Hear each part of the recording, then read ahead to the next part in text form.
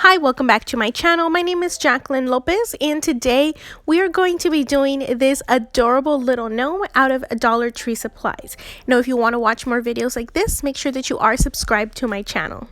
Now on to the supplies. We are going to be using these fabric treat sacks, and these are in their Easter aisle.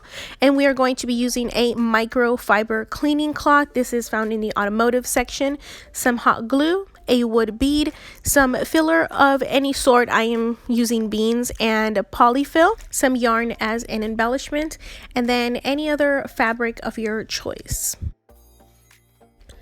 So we're going to start by filling our treat sack, and this is so that we can give it stability and weight at the bottom. We are first going to fill it up with something to give it again weight. So I am using beans, but you can use a balloon weight, some rocks, pebbles, rice, whatever you already have on hand.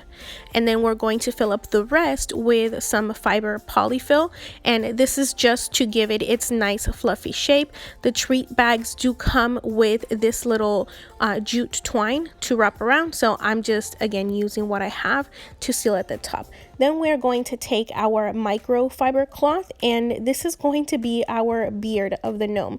So cut it in the shape of a rectangle that is a little bit wider than the body of your gnome so that it wraps well around it, and the length is going to be depending on how long you want your beard to be. You can have it be short or you can have it be long. I am choosing to make a long beard, and after you have your rectangle and you make sure that it fits well, that's when you're going to trim it and give it more of its beard shape, which mine will be kind of in the form of a cone or a triangle.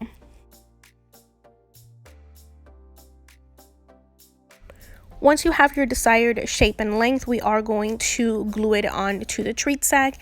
And I was telling you to put it where it hides the face of the bunny. Somewhere along this, I ended up turning it over and doing the exact opposite. So do as I say, not as I do.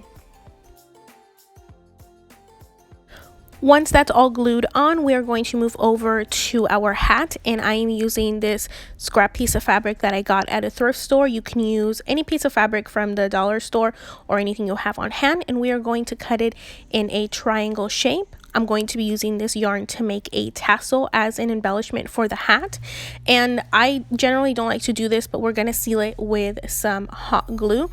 We're going to attach our tassel, and you're going to watch me do again the complete opposite of what you should do. You should have your fabric right side out so that you can glue the tassel so that it stays on the inside. That way when you flip it over, it'll be on the outside. I will show you that a little bit more here coming up, because I seal this entire thing up, and when I go to turn it over, you're going to see that my tassel is now going to be on the inside, and we don't want that. We want the exact opposite. So because it's just hot glue, I'm going to open it back up and I'm going to retrace my steps, but just in the top portion. I'm not going to undo the whole thing. I'm just again working backwards because I was not smart about this.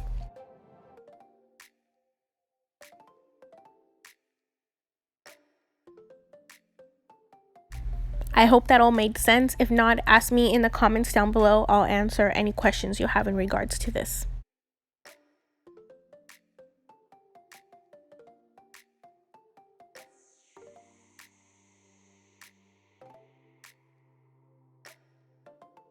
Once it's sealed up correctly and the glue has dried, turn it over and this will be your hat. So decide kind of what you want the look of your hat to be, and then fill it with some polyfill.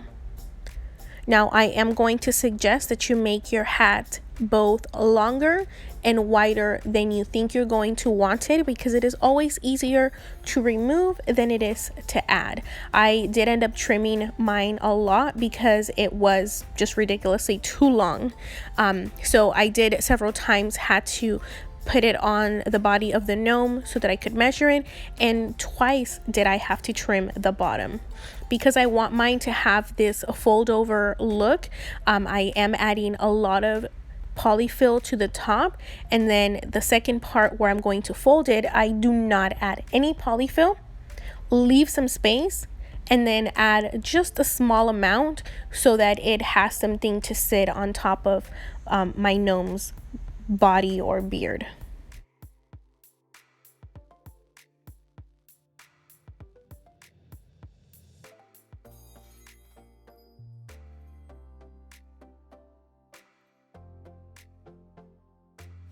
Once you have the desired shape of your hat and you make sure that it fits correctly, we are going to attach it with some hot glue and glue it onto the canvas bag. It'll just stay better on that rather than on the beard of the gnome.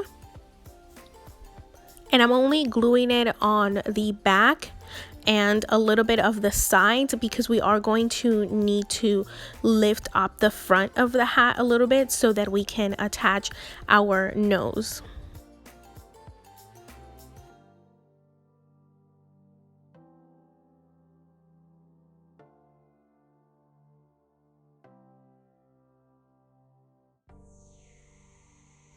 With more of our yarn, I'm going to add a trim to the bottom of the hat. All I did was braid 3 strands of yarn together, and we are going to attach it with some hot glue. And again, in the back, we're going to do it to the treat bag, and then in the front, it's going to be to the hat so that we can lift it to again add the nose.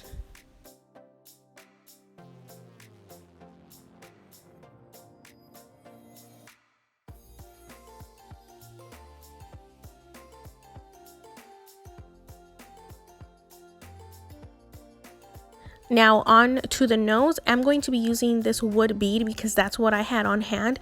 You can add pretty much anything to be the nose, another piece of fabric, more of the yarn, and all we're going to do is attach it to the hat again because it won't stay as well if you attach it to the beard.